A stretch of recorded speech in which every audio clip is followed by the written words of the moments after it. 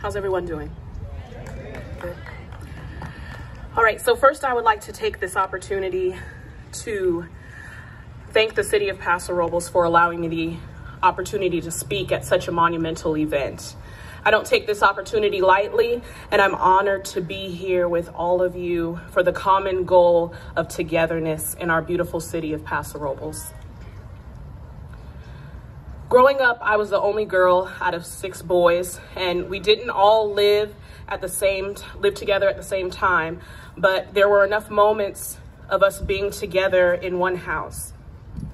During those times, I recall the 7 of us being in little cliques and ganging up on each other, and the many fights we had, the moments when some of us almost lost our lives due to someone fooling around or trying to get back at the other for something they may or may not have done.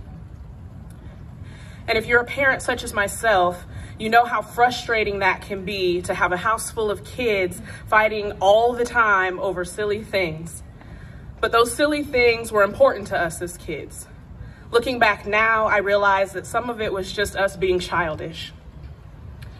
I also grew up as a daddy's girl, and I'll never forget some knowledge that my dad dropped on me one day, and he said, "Lauren, if you don't learn to take down when you know you're right, then you'll forever be in conflict with your brothers." He said, "Choose your battles wisely. It's important to support and love one another, even if they do something you don't like. You need them and they need you. You all are a team. And no matter what, you should learn to be each other's biggest fan. You need to learn when and how to agree and disagree without fighting. You need to learn to respect one another, even if you don't agree. That knowledge is something that I currently teach my own children and that I practice in all of my relationships." There's a scripture that says in Ecclesiastes 4:9-12, it says, "Two are better than one, because a good return comes when two work together. If one of them falls, then the other can help them up. But who will help the pitiful person who falls down alone? In the same way, if two lie down together, then they can keep each other warm. But how will the one who sleeps alone stay warm against the night? And if one person is vulnerable to attack, two can drive the attacker away." The community of Paso Robles is far more than 2 people. We as a community need one another.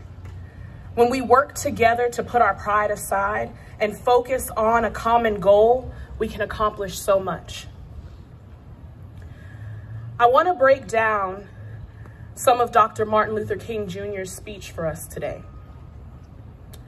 First, Dr. King says, "I have a dream that one day on the red hills of Georgia, the sons of former slaves and the sons of former slave owners will be able to sit down together at the table of brotherhood." If you take a moment to visualize this dynamic, a former slave's child and a slave owner's child, they were taught to hate one another.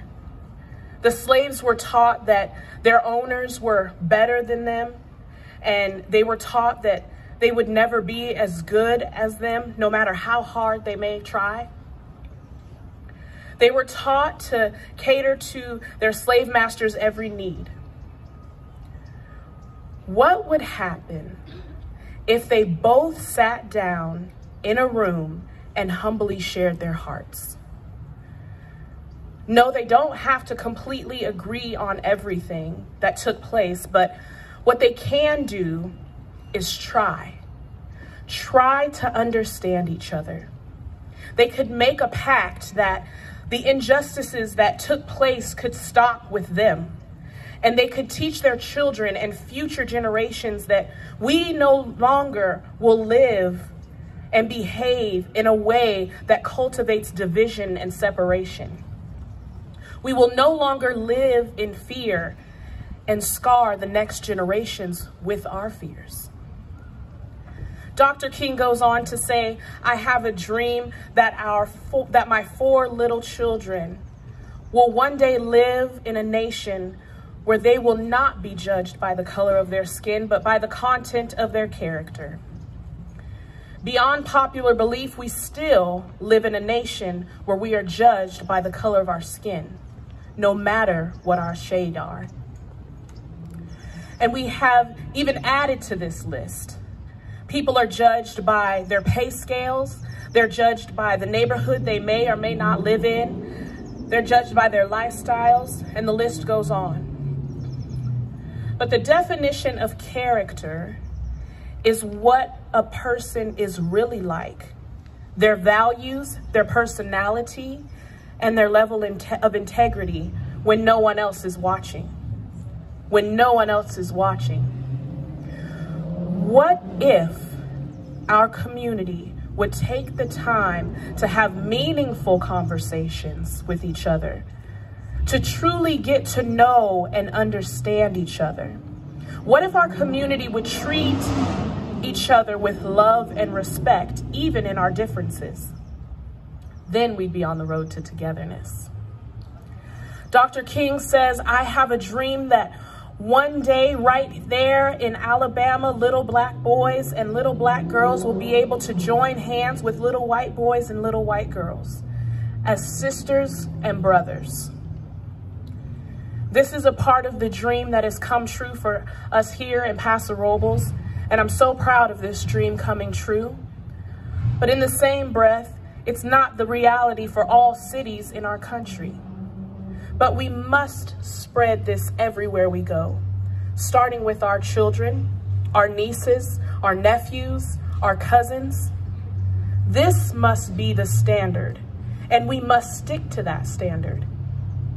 We must show love to all people, whether they look like us or not, whether they think like us or not, whether they believe like us or not. Our job as humans is not to tell folks how they should think or act or what they should or should not be doing, but to set examples of what love and unity truly look like. One of my favorite quotes is from Dr. King is, darkness cannot drive out darkness, only light can do that. Hate cannot drive out hate, only love can do that. As I was preparing for this speech, I came across an inspiring message.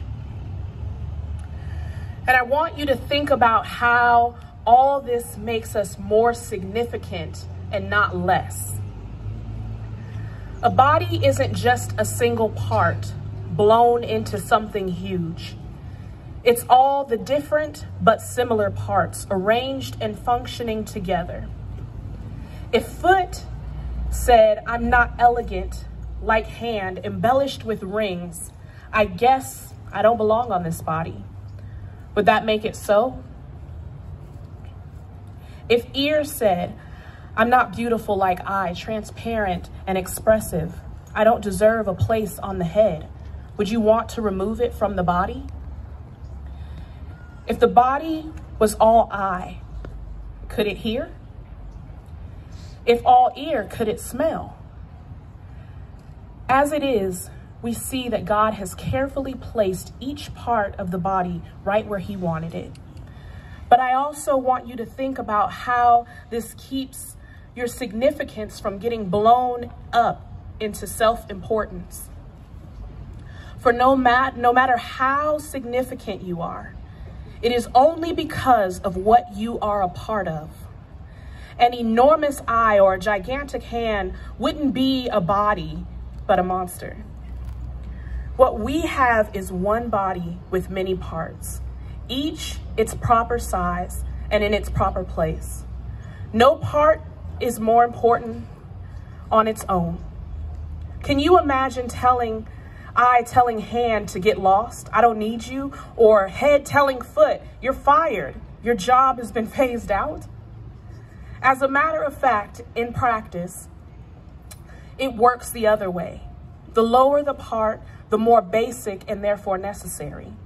You can live without an eye, for instance, but not without a stomach.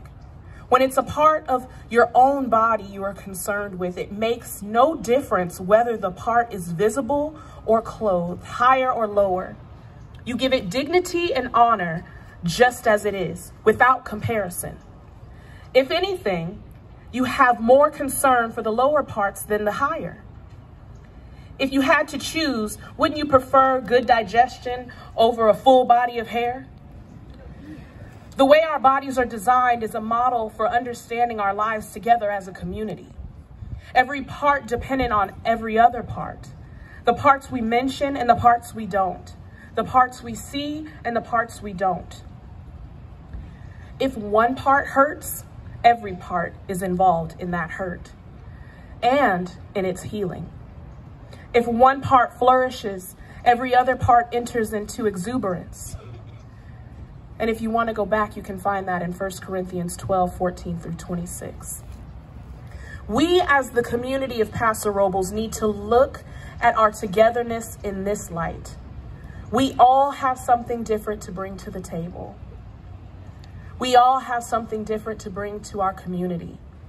We all need each other's strengths to make these things happen in our city. So instead of us complaining about what we may or may not agree with, being upset with one another, gossiping about what may or may not have been said, let's focus on doing what's right for our community to prosper. Let's focus on staying humble. Let's focus on treating one another the way we ourselves want to be treated. And most importantly, let's focus on treating one another with love and kindness. I want to leave you with my #1 favorite quote from Dr. Martin Luther King Jr., and that is, "The time is always right to do what is right." Thank you, and God bless.